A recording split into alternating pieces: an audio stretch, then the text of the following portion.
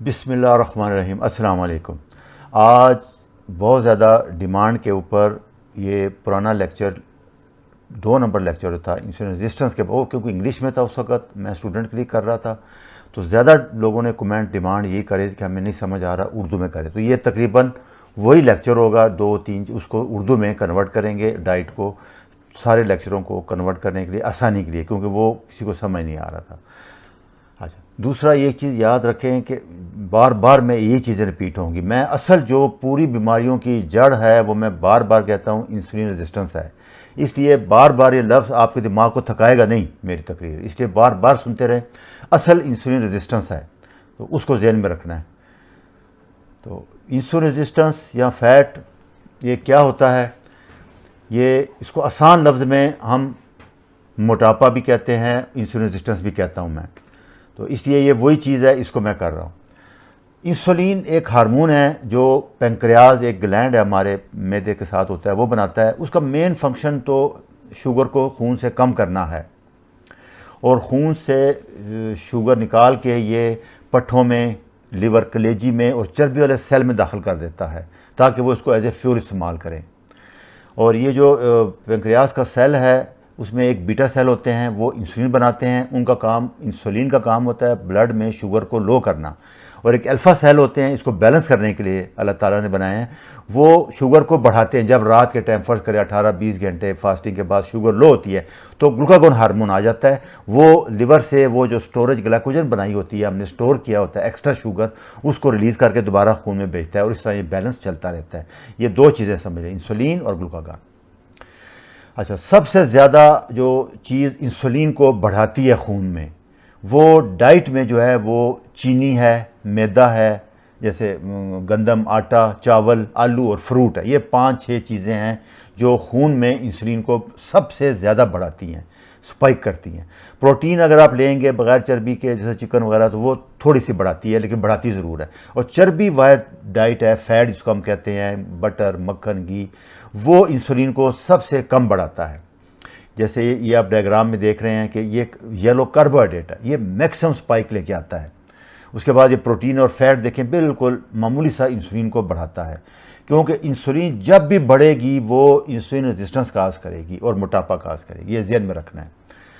अच्छा, दिमाग जो है वो इंसुलिन के बग़ैर शुगर को इस्तेमाल कर लेता है, इसलिए वहाँ तो कोई मसला नहीं पैदा होगा। मसल, लिवर और फैट सेल, उनके लिए इंसुलिन बहुत ज़रूरी है, उनमें शुगर दाखिल करने के लिए। जैसे सबसे ज़्यादा शुगर जो यूज़ करता है वो मसल है हमारे बॉडी के, तो ग्लूकोज को इंसुलिन चाहिए मसल सेल में दाखिल होने के लिए। तो ये ज़हन में रखना आपने। अच्छा, ज़रूरत से ज़्यादा फ़र्ज़ करें जो आपकी शुगर होगी, चीनी होगी, वो उसको इंसुलिन जिगर में, बाकी सेल में भी, लेकिन जिगर में ज़्यादातर उसको फ़ैट में कन्वर्ट कर देगा, चर्बी में, ट्राइग्लिसराइड, कोलेस्ट्रॉल बना देगा। ताकि असल में ये बेसिकली ये अरबों साल पहले जब इंसान जंगल में रहता था, गारों में, तो इंसुलिन का काम था कि स्टोर हाउस बनाए, डिपो स्टोर करे। क्यों कि कोई पता नहीं था आगे खुराक कब मिलेगी। शिकार किया आपने, 2-3 दिन बारिश हो गई, तूफ़ान आ गया, 4-4 दिन खुराक नहीं थी मिलती, तो इंसुलिन असल उस ज़माने में जो खुराक जब मिल जाती थी उसको कन्वर्ट करता था फ़ैट में। और जब खुराक नहीं मिलती थी 2 दिन, 4 दिन, 6 दिन, तो उसको फिर ये फ़ैट यूज़ होता था कीटोन बना के बॉडी के लिए। ये लाखों साल पहले ये तरीका था इंसुलिन का। अभी क्योंकि हमारे यहाँ ये फ्रिजें नहीं थी, घर 24 घंटे फूड अवेलेबल है हमें, इसलिए वो जितना आप ज़्यादा खाते हैं सारा चर्बी में करता है, मोटापा आ रहा है। उस वक्त क्योंकि 2-3 दिन बाद शिकार मिलता था, खाते नहीं थे, फैट यूज़ हो जाता दोबारा। अभी भी अगर हम, जैसे हम कीटो डाइट बता रहे हैं, लो कार्बोहाइड्रेट डाइट, उस तरह आप करेंगे तो कभी मोटे नहीं हो, कभी फैट नहीं हो, कभी कोई बीमारी आएगी नहीं आपके पास। तो इसलिए इंसुलिन मोटा करने में सबसे ज़्यादा रोल इसका है। अभी हमें शुगर जितनी यूज़ होती है वो आपको पता होगा कि वो 1 चम्मच है, अगर मैं आपको बताऊंगा। अच्छा, दूसरा, ये इंसुलिन जब खून में बढ़ जाती है तो ये खून की नालियों में सोजश करती है, जिससे वो इन्फ्लेमेशन होती है। इन्फ्लेमेशन के बाद फिर कोलेस्ट्रॉल एलडीएल आता है, उसको पैच लगाता है, वो ब्लॉक करता है, हार्ट अटैक सारा होता है। अच्छा, ये काम जोड़ों में करेगी, वो सोजश करेगी, जोड़ों में दर्द होगा, प्रॉब्लम आ जाएगा। और कोई आर्टरी या दिल की आर्टरी ब्लॉक हो जाएगी तो हार्ट अटैक हो जाएगा, दिमाग की ब्लॉक हो जाएगी तो स्ट्रोक हो जाएगा, फालज हो जाएगा। तो ये मेन, ये सारे जोड़ों में दर्द ये इसी की वजह से होता है, इसकी वजह से यही आर्टरी को ब्लॉक कर देती है। आपने देखा है, यही आप देखें, आर्टरी ब्लॉक हो गई है, ब्लड नहीं जाएगा तो हार्ट अटैक हो जाएगा, दिमाग की आर्टरी होगी तो स्ट्रोक हो जाएगा। दूसरा, इंसुलिन जब भी शुगर लेती है, शुगर के साथ पानी भी रुक जाता है बॉडी में। ये इसका स्टैंडर्ड टीचिंग है। जो ही आपके जिस्म में शुगर स्टोर होगी, पानी भी स्टोर हो जाएगा। पानी स्टोर हो जाएगा तो साथ वो सोडियम भी स्टोर कर लेगा, सोडियम भी कर लेगा तो ब्लड प्रेशर बढ़ जाएगा, वॉल्यूम बढ़ जाएगा, तो वो फिर इसलिए ब्लड प्रेशर भी बढ़ जाता है सारा। और दूसरा, इंसुलिन का एक बड़ा, मैंने आपको बताया था बार बार कि ये फैट को बर्न नहीं होने देता रात के टाइम। जब ज़्यादा हो जाता है चर्बी को, जो ही इंसुलिन नीचे लेके आएंगे आपकी चर्बी यूज़ होना शुरू हो जाएगी। यही फास्टिंग का रोल है, यही कीटो डाइट का बुनियादी मकसद यही है सारे इलाज का। यूँ ही आप फास्टिंग करते हैं, आप खाना छोड़ देते हैं, कार्बोहाइड्रेट नहीं लेते, इंसुलिन नीचे आती है तो बॉडी का जो फैट है वो बर्न होता है, इससे आपका वेट कम होना शुरू हो जाता है। अच्छा, दूसरा, कैंसर सेल या इन्फेक्शन सेल वाले ये भी कहते हैं कि वो ज़्यादातर वो यूज़ करते हैं शुगर वगैरह, तो जब इंसुलिन ज़्यादा होगा तो इनमें ज़्यादा शुगर जाएगी, तो एक उसमें भी रिस्क फैक्टर है कैंसर बढ़ाने में भी इंसुलिन। दूसरा, मोटापा आपको पता है इजाफा करता है। दूसरा, ये जब फैट बन जाता है, जैसे हम पिछले लेक्चर में बता चुके थे, तो एक एरोमेटेज एंजाइम है जो हमारे टेस्टोस्टेरोन को एस्ट्रोजन में कन्वर्ट करेगा, फीमेल के प्रोजेस्टेरोन को एस्ट्रोजन में कन्वर्ट करेगा, उससे सारे हार्मोन अपसेट हो जाएंगे तो मर्दाना और जनाना बांझपन पैदा हो जाएगा, औरतों में पॉलीसिस्टिक ओवरी सिंड्रोम जो कहते हैं वो हो जाएगा। उसी तरह जब वो दिमाग में ये प्रॉब्लम काज हो जाएगा इंसुलिन रेजिस्टेंस की वजह से, तो दिमागी यादाश्त खत्म हो जाएगी, राशा पैदा हो जाएगा, इसको पार्किंसनिज्म कहते हैं, यादाश्त खत्म हो जाएगी, डिमेंशिया है, और अल्जाइमर या बिल्कुल भूल जाना, ये सारे, और फालज, ये सारे बेसिकली जितनी बीमारियां हैं वो पूरी लिस्ट आपने देखी होगी पिछली, वो इंसुलिन ज़्यादा होने से ही होती हैं। इसलिए मेन एम, या शुगर तो एक बीमारी जो पैदा करता है, ब्लड प्रेशर एक बीमारी है, हार्ट अटैक, ये बाकी सारी जो है आप देखें, सिर्फ मैंने जैसे बताया था कि ट्रामा के अलावा, एक्सीडेंट के अलावा बाकी तकरीबन सारी डिजेनरेटिव चेंजेस, इन्फ्लेमेटरी चेंजेस, वो सारी इंसुलिन की वजह से होती हैं। ये लेटेस्ट रिसर्च ये कह रही है अभी तक फ़िलहाल। तो इसलिए जो ही उसको लो करेंगे ये सारे मसले ठीक होना शुरू हो जाएंगे आपके। वो जैसे हम पहले बताया था, फिर मैं बार बार रिपीट कर रहा हूँ, इंसुलिन कैसे बढ़ती है? जब आप चीनी, गंदम, चावल, आलू, फ्रूट, कार्बोहाइड्रेट डाल लेते हैं। दूसरा, इसमें जो वेजिटेबल ऑयल है उनका बहुत ख़तरनाक रोल है, जैसे ये हमारे कैनोला ऑयल है, सोया ऑयल है, कॉर्न ऑयल है, ये बहुत टॉक्सिक है, इनका भी बहुत ज़्यादा, ये फैट करते हैं, सारा प्रोडक्ट चेंज करते हैं और इंसुलिन रेजिस्टेंस बढ़ जाता है। फिर तीसरा, फ्रक्टोज कॉर्न सिरप, मैंने बताया था, बोतल, पेप्सी, कोलिया, टॉफ़ी, हर जगह यूज़ हो रहा है। ये फ्रक्टोज है, बहुत डैमेजिंग है, बहुत सीरियस है, ये फैटी लिवर काज करता है, फैटी लिवर हो जाए तो रेजिस्टेंस हो जाती है। दूसरा, बगैर चर्बी के गोश्त, आप प्लेन उसको जैसे हम खाते हैं, हम लो फैट चीज़ें, वो भी इंसुलिन को बहुत स्टिमुलेट करती हैं। और अगर शुगर और प्रोटीन को इकट्ठा किया, जैसे मैं बार बार कहता हूँ, यहाँ प्रोटीन, शुगर और फैट को इकट्ठा करें, जैसे मिठाइयाँ हैं, जैसे बेकरी आइटम है, आपने गंदम ले ली, मैदा ले लिया, शुगर ले लिया, घी ले, तीनों को इकट्ठा कर, ये ख़तरनाक तरीन खाने हैं जो आपको इंसुलिन के लिए बहुत टॉक्सिक है, ये बहुत इंसुलिन बढ़ा देते हैं। और दूसरा, इसके लिए सबसे बड़ा ये था कि बार बार खाना, आप 5-6 दफ़ा खाते हैं, दरमियान में खाते हैं, ग्रेजिंग करते रहते हैं, सोने से पहले खाते हैं, ये बहुत ख़तरनाक है। तीसरा, वर्जिश ना करना। और चौथा, ये स्ट्रेस, टेंशन, मॉडर्न दौर की सबसे बड़ी जो एक आपको गिफ्ट मिला है ना, वो ये टेंशन भी है, क्योंकि वो अभी बढ़ती जा रही है, इसी कम नहीं हो रही दिन ब दिन। तो वो सबसे ज़्यादा इसमें अभी एक जो मसला है वो डायग्नोसिस का है। हमारे यहाँ डॉक्टर साहबान क्या करते हैं, वो शुगर करा लेंगे, मैं आगे बताऊंगा, वो नॉर्मल रहती है, वो 10-15 साल बाद जाके बढ़ना शुरू होती है। HbA1c कराते हैं, वो भी तकरीबन नॉर्मल रहती है। इसमें असल चीज़ है इंसुलिन लेवल, जैसे मैं आपको पहले दिन से बता रहा हूँ कि इंसुलिन बढ़ जाती है, उसी का टेस्ट कराएंगे तो डायग्नोज होगा ना आपका। तो उसके लिए HOMA-IR एक टेस्ट है, उसके लिए क्या करना पड़ता है, फास्टिंग शुगर करनी पड़ती है और फास्टिंग इंसुलिन, सी पेप्टाइड आजकल कहते हैं उसको, पहले फास्टिंग इंसुलिन थी, अभी सी पेप्टाइड लेवल है। 12 घंटे खाली पेट रहेंगे आप। इसकी डिटेल, तसल्ली, सारा कुछ आप लेक्चर 4 में सुन सकते हैं जाके, वो इंशाल्लाह आपको समझ आ जाएगी सर। अच्छा, अभी ये सारी दवाइयों से, इन सारे झंझट से अगर बचना चाहते हैं, और सबसे तो मेरा एक इसका एम है सारा कि अपने खून में इंसुलिन को कम कर लें। इसका बिल्कुल आसान है, जो चीज़ें बढ़ा रही हैं उनके अपोजिट करेंगे तो कम हो जाएगी, कोई लंबी चौड़ी रॉकेट साइंस नहीं है। आजकल इसको पहले कीटो डाइट कहते थे, अभी रिसेंटली जो मैंने पहले वीडियो बनाई है वो 6-7 महीने पहले थी, अभी इसको low carb high fat diet कहते हैं, क्योंकि कीटो से लोग एलर्जिक हो गए, एक अलग ग्रुप बन गया, वो एक फिरका बनना शुरू हो गया, बहसें शुरू हो गई कीटो, इसलिए इसका नाम भी लो कार्बोहाइड्रेट हाई फैट डाइट है, HCLCHF भी कहते हैं इसको। ये क्या है? ये वही है, बार बार रिपीट हो रहा है ताकि आपको ज़ुबानी याद हो जाए, आपको वीडियो देखनी ना पड़े, आपको डाइट चार्ट बनाना ना पड़े। ये हर बंदा कहता है डाइट चार्ट, आप यही डाइट चार्ट है। चीनी मुकम्मल बंद कर दें, एक अनाज, गंदम, चावल, जौ, ज्वार, मकई, सारी चीज़ें छोड़ दें। फ्रूट एक आध दे सकते हैं आप सारे दिन में। क्या करें, सब्ज़ और पत्तियों वाले सब्जियां खाएं, जैसे खीरा हो गया, गोभी हो गई, बंद गोभी हो गई, टमाटर हो गए, पालक, सलाद, पत्ते, प्याज वगैरह, ये चीज़ इसमें खाएं। दूसरा, प्रोटीन के लिए बड़ा गोश्त ले सकते हैं, बकरे गोश्त ले सकते हैं आप, मुर्गी ले सकते हैं, दरियाई मछली फिश, ये फार्मी मछली नहीं लेनी आप। ये अभी हमने बढ़ा दिया, पहले 200 था, अभी 250-300 ग्राम तक वो कहते हैं ले लें, क्योंकि ज़्यादातर लोग अभी देखा है सब्जियां नहीं खा सकते। सब्जियां कम करेंगे आप जब भी इस डाइट में, तो आप गोश्त नहीं बढ़ाना है आपने, फैट बढ़ाना है आपने, और कोई चीज़ नहीं बढ़ानी। अभी 250 से 300 ग्राम तक, 350 ग्राम हड्डी वाला है तो 350 तक भी आप डेली ले सकते हैं ये। दूसरा, पनीर ले सकते हैं आप, ग्रीक योगर्ट जिस तरीका हमने बता चुका है वो ले सकते हैं। देसी घी, मक्खन, नारियल का तेल, सरसों का तेल भी अभी इसमें फ्री यूज़ कर सकते हैं। ऑलिव ऑयल पकाने के लिए नहीं, वो सब्जियों में डालने के लिए आपके लिए यूज़ कर सकते हैं। पकाने के लिए सरसों का तेल या नारियल का तेल बेस्ट है। देसी घी, मक्खन ये भी ऊपर डाल लें, थोड़ा बहुत कर लें, क्योंकि ज़्यादा हीट बर्दाश्त नहीं करता। इसमें विटामिन ए, डी, ई होते हैं देसी घी में, वो सारे बर्न हो जाएंगे अगर आप हीट करेंगे। तो आइडियल सबसे बेहतरीन कुकिंग के लिए, फ्राई के लिए नारियल सरसों का तेल है। ये जो जैतून का तेल है और देसी घी है, ये आप ऊपर डाल के खाएं, वैसे खा लें तो बहुत अच्छा है, इसमें फुल विटामिन आ जाएगी। तीसरा, हमने नट्स बताया था, अखरोट है, बादाम है, ये बेहतरीन है, इनमें सबसे कम शुगर होती है। बाकी जो हमारे हैं ना वो काजू वगैरह, मूँगफली, उसमें बहुत ज़्यादा होती है शुगर वगैरह, और ओमेगा 6 होते हैं मूँगफली में, इसलिए उस सबसे बेटर अखरोट है, फिर बादाम है, फिर पिस्ता थोड़ा सा लेते हैं। दूसरा, हलवा कद्दू के बीज को पम्पकिन सीड भी कहते हैं, वो आप डेली ले सकते हैं। दूसरा, आप खाने पीने में पानी में पिंक हिमालयन साल्ट इस्तेमाल करें, और रोज़ाना 2.5 से 3 लीटर पानी ज़रूर पिएँ, उसमें 1 चम्मच डाल के बना लें। अगर पसीना आता है, ज़्यादा से करते हैं तो आप 1.5-2 चम्मच तक भी ले सकते हैं। ये आप उसको डिपेंड करता है कि सीज़न का, सर्दियों में 1 चम्मच ही बहुत रहेगा आपके लिए। दूसरा वही है कि आपने एक्सरसाइज के लिए 40 से 50 मिनट वॉक करें, 10-15 मिनट। वेट लिफ्टिंग मस्ट है, ये याद रखना आपने। वेट जितना 1 किलो मसल मास बढ़ाएंगे, 40 से 50 मिलीग्राम शुगर कम हो जाएगी आपकी। इससे आप हिसाब लगा लें कि दवाइयाँ आपकी 100 यूनिट, इंसुलिन से 50 यूनिट कम होती है, 150 है। जो ही आप वेट लिफ्टिंग करेंगे, आपका 1 किलो मसल मास बढ़ेगा तो आपकी शुगर 110 पे आ जाएगी, कोई दवाई नहीं खानी पड़ेगी। अच्छा, दूसरा, फिर सारी उम्र रहेगी ये मसल मास रहना है, तो बेस्ट जो है वॉक आप करते हैं स्ट्रेस के लिए। बेसिकली वॉक में मसल वेट कम नहीं होता कभी भी, याद रखना। ये पूरा लेक्चर 8 सुन लें आप जाके।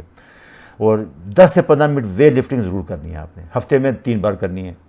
और फिर छोटी सी शाम के खाने के 1 घंटे बाद थोड़ी सी वॉक कर लें, ये बेस्ट है आपके लिए।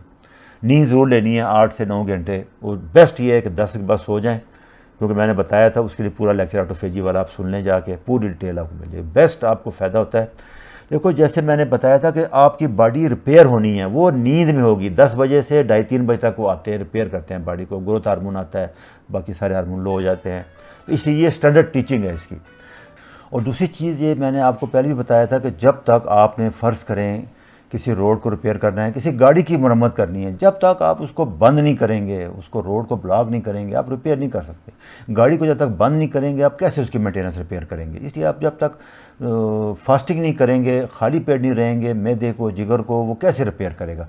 तो 12 से 18 घंटे कम से कम फास्ट करना है। फास्ट का ये फ़ायदा है कि इसमें आप पानी पी सकते हैं, आप चाय पी सकते हैं, कहवा पी सकते हैं, इसको इसलिए कोई परेशानी की ज़रूरत नहीं है इसमें। दूसरा, ये जो हमारी हर्बर गरम मसाले कहते हैं, अदरक हो गया, लहसुन हो गया, प्याज हो गया, हल्दी हो गया, दालचीनी हो गया, काली मिर्च हो गई, ये आपने रोज़ाना हर हाल में इस्तेमाल करने हैं। इनके बहुत फ़ायदे हैं, वो लंबी वीडियो हो जाएगी, आप मैं किस टाइम कर दूँगा।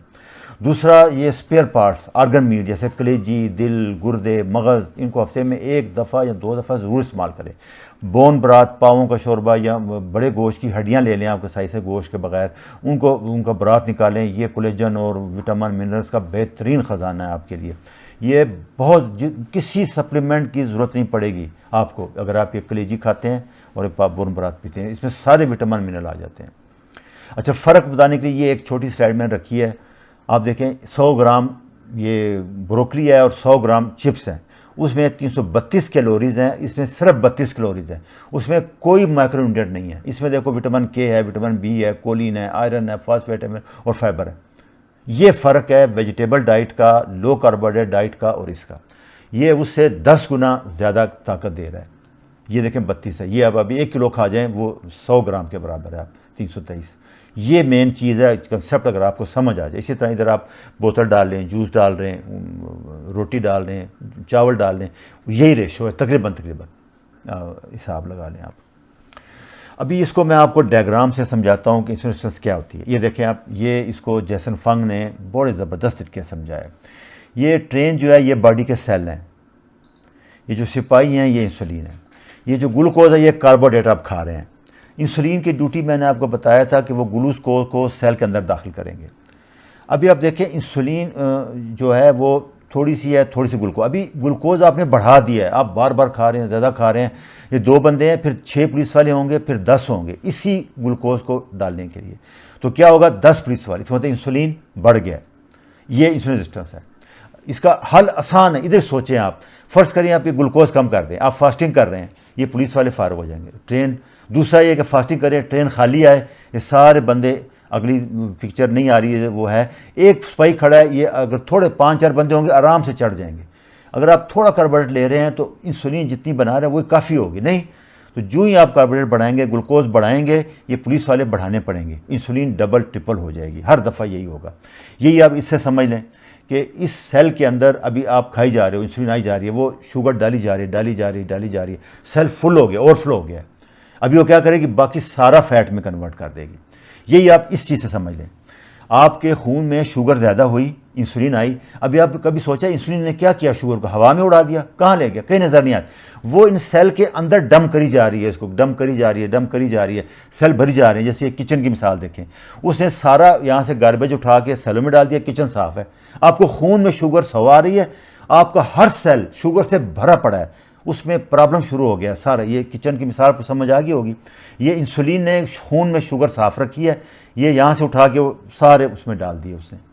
तो मेन फंक्शन फिर दोबारा मैं आपको याद दिला दूँ कि इंसुलिन का क्या है कि वो फैट बनाती है, फैट से नहीं, शुगर और प्रोटीन से, शुगर से ज़्यादातर, कार्बोहाइड्रेट से फैट बनाती है। ये मशीनरी है इसकी। ये फैट सेल देखिए भर गए हैं अभी बिल्कुल, ये न्यूक्लियस सेंटर में आ गया, कोई जगह नहीं रही ज़्यादातर।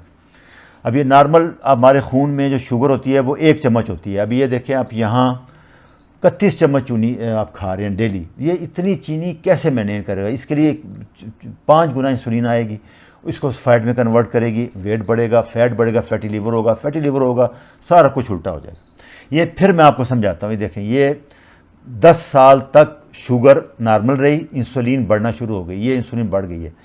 यूँ ही 10-15 साल बाद पेंक्रियाज डैमेज हो गया, बना बना के इंसुलिन थक गया, इंसुलिन नीचे आई, शुगर ऊपर जाना शुरू, ये आपको डायबिटीज़ डायग्नोज हो गई आपकी। समझ आ रही है? इसको फिर समझ लें। ये जो येलो लकीर है ये ग्लूकोज है, ये मेंटेन रही 10-15 साल तक। कैसे? इंसुलिन डबल ट्रिपल हो गई, सिपाही 15-20 आ गए, उन्होंने करना शुरू कर दिया। यूँ ही इंसुलिन आपका पेंक्रियाज फेल होना शुरू हुआ, डैमेज होना शुरू हो गया, बीटा सेल बर्न होने शुरू हो गए, इंसुलिन नीचे आएगी, यूँ ही नीचे आएगी, शुगर बढ़ना शुरू हो गई। देखिए नीचे आने से 6 महीने पहले बढ़ा, ये 10-15 साल बाद अब आप टेस्ट कराएंगे, शुगर 300 आएगी, आपको शुगर डायग्नोज होगी, लेकिन डैमेज 15 साल पहले शुरू हो चुकी है आपको। ये चीज़ समझ लें अच्छी तरह। यही चीज़ दोबारा समझा रहा हूँ कि लिवर में इंसुलिन शुगर को ग्लाइकोजन में स्टोर कर, ग्लाइकोजन स्टोर होता है 6 से 8 घंटे का, 8 घंटे के बाद ये ख़त्म हो जाता है, फिर फैट बर्न शुरू हो जाता है, वो दूसरा फैट में कन्वर्ट करती है। तो इंसुलिन शुगर को 2 जगह स्टोर करती है, ग्लाइकोजन ये रेडिएबल स्टोर है, जैसे फ्रिज है, और दूसरा फ्रिज, आगे मैं आपको समझा दूंगा सारा। आपने फूड खाया, इंसुलिन आई, इंसुलिन ने इसको लिवर में स्टोर कर दिया, फैट लिवर में स्टोर हो गया, आप रात को सो गए, 8-10 घंटे फास्टिंग हो गई, कोई फूड नहीं मिला, फैट बर्न शुरू हो गया, फैट बर्न शुरू हो गया, वही लिवर से फैट बर्न हुआ, ग्लूकोज बना दी। तो मेन फंक्शन इंसुलिन का ग्लाइकोजन शुगर को स्टोर, फ्रिज टेम्परेरी 6-8 घंटे के लिए, और फ्रीज़र ये फैट है मुद्दों रहेगा। वैसे भी आपने देखा होगा कि हमारी लाइफ में भी फैट ऐसी चीज़ है जो ख़राब नहीं होता। आप गोश्त, चीनी, सब्जियां बाहर रखें, ख़राब हो जाती हैं फ्रिज के बगैर, फ्रिज में भी हफ्ता 10 फैट को आप गर्मी में, जून जुलाई में, बरसात में बाहर पड़ा रहे, घी है, बटर ख़राब नहीं होता आपका। इसीलिए यही बॉडी में अप्लाई होता है। बॉडी में यूँ ही आप ग्लूकोज छोड़ेंगे वो डैमेज करेगी। इंसुलिन ऐसा अल्लाह ताला ने निज़ाम है, फ़ौरन फैट में कर लूँ। फैट आपके जिस्म में चर्बी सालों साल रहती है, वो डैमेज नहीं करती, जब ज़रूरत पड़े उसका रिकैश करा सकते हो। हाँ, वो कुछ नुकसान जैसे हार्मोन बनाती है, मैंने बताया, वो करेगी आपको। ये दोबारा समझा लें, इंसुलिन रेजिस्टेंस यहाँ तक रही, जो ही इंसुलिन नीचे आने शुरू हुई, आपको टाइप 2 डायबिटीज़ डायग्नोज होगी। ये टाइम जो है ये 10 से 15 साल है, 12 साल है, 15-20 साल। यही आसानी फिर समझा रहा हूँ आपको कि ये फ्रिज जो था ये ग्लाइकोजन था, ग्लाइकोजन आपने ख़त्म कर लिया 6 से 8 घंटे बाद, अब फ्रिज खाली है। अब एक ही तरीका है बॉडी को, रात को 1 बजे फर्स्ट करो ग्लाइकोजन स्टोर ख़त्म हो गया है, अब बॉडी का फैट आएगा, इस्तेमाल होगा। इसलिए हम कीटो में बार बार कहते हैं फास्टिंग ग्रेजिंग ना करें, बार बार ना खाएं, 6-8 खाने ना खाएं आप, ताकि फ़ैट बर्न होता रहे आपका नॉर्मल, आपका ताकि सिस्टम चलता रहे, ओवर वेट नहीं होंगे, फैट बर्न हो जाएगा, आपको इंसिस्टेंस नहीं होगा और सारा सिस्टम चलता रहेगा। ये फिर वही बात आपको मैं फिर समझा रहा हूँ कि देखें ये गार्बेज था, ये सारी शुगर आपने खाई, इंसुलिन आई, उसने किचन बिल्कुल साफ़ कर दिया और ये वहाँ यहाँ डाल दिया उठा के, इसमें से गंद, तो ये आपके सेल में चले गया, आंखों में चले गए, गुर्दे वो डैमेज होना शुरू हो गए, आंखें डैमेज, गुर्दे पट्टे डैमेज शुरू हो गए, क्योंकि वो शुगर से भर दिया है इंसुलिन ने, ब्लड में शुगर उसने सो रखी है, ये 10-15 साल ही चलता रहता है, ये इससे समझ लें कि वो है। और एंड में फिर मैं आपको लेटेस्ट ये बता दूँ मैंने लेक्चर 17 नो चेंज रूल, इसको जाएं लेक्चर 17 सुने, इसको समझें अच्छी तरह, ये बेहतरीन रूल है। इसमें क्या था सिंपल मैं बता देता हूँ आपको, बड़ा आसान मैंने बताया था आपको कि खाने से पहले शुगर टेस्ट कर लें, जो खाना आपने खाना है कीटो डाइट के अंदर जो मैंने खाने बताए हैं उसको 1 घंटे बाद करें। पहले फ़र्ज़ करें 90 थी तो 1 घंटे बाद 100-115 से ऊपर नहीं होनी चाहिए शुगर। ये बेहतरीन खाना है, ये बेस्ट ट्रीटमेंट है, कभी कोई बीमारी नहीं आएगी, कभी कुछ प्रॉब्लम नहीं आएगा। 50 साल से ऊपर लोगों के लिए वो 110-20 तक चल जाए, क्यों 24 घंटे 130 से नीचे रहेगी शुगर तो ये सारी इंसुलिन की जो बीमारियां मैंने बताई हैं ये सारी ख़त्म हो जाएंगी, जोड़ों का दर्द ख़त्म हो जाएगा, आपकी आंखें, गुर्दे, सारे ब्लड प्रेशर, दिल, हार्ट अटैक, दिमाग, याददाश्त, सारा कुछ ठीक हो जाएगा। इसको बार बार सुन लें, बार बार समझें, ये रिसेंटली लेटेस्ट है, ये आसान है, कोई किसी के पास जाने की ज़रूरत नहीं है आपको। ये देखें डॉक्टर वेस्टमैन है, इनका मैंने पहले भी बताया था, इनको 22 साल हो गए कीटो, लोग कहते हैं जी कीटो ये नुकसान है फलाना, इनको 22 साल हो गए। ये एचकन के कुलीग थे इनके, ये पढ़ लें, इनको 2 साल 98 में शुरू किया, 2 साल तक कहते हैं मैं सीखता रहा, 2000 से इन्होंने शुरू किया। अभी आपके सामने इनकी हेल्थ देख लें, ये फिजिशियन है, अमेरिका में है, मरीज़ 30-40 रोज़ देखते हैं और ज़्यादातर अपने मरीज़ों को कहते हैं ये कीटो एडवाइस, लो कार्बोहाइड्रेट एडवाइस करी जा रहे हैं। ये रिसेंटली आखिर में मैं आपको बता रहा हूँ, ये रिसेंट एक ट्रायल हुआ है, इसका रिजल्ट 2022 में आएगा। एंटी एजिंग में उन्होंने देखा क्या चीज़ें इफेक्ट करती हैं। आपके लिए ये एक ब्रेकिंग न्यूज़ है कि वही 3 चीज़ें हैं, एक्सरसाइज है, लो कार्बोहाइड्रेट डाइट है और फास्टिंग है। ये 3 चीज़ें एंटी एजिंग सारी बीमारियों में रोल है। ये स्टडी आएगी इंशाल्लाह, मैं आपसे ज़रूर शेयर करूँगा। ये मैंने कोशिश की है सारों को समराइज़ ईजी करके बयान कर दूँ, इसको बार बार सुन लें, इसी को सुने, इंसुलिन रेजिस्टेंस समझ लें, इसको मैं आगे भी ये कोशिश करता रहूँगा। असल बीमारी यही है, बाकी तो उसके सिम्टम हैं जैसे मैंने आपको बताया, तो इसलिए असल इंसुलिन लो रखें बॉडी में बस।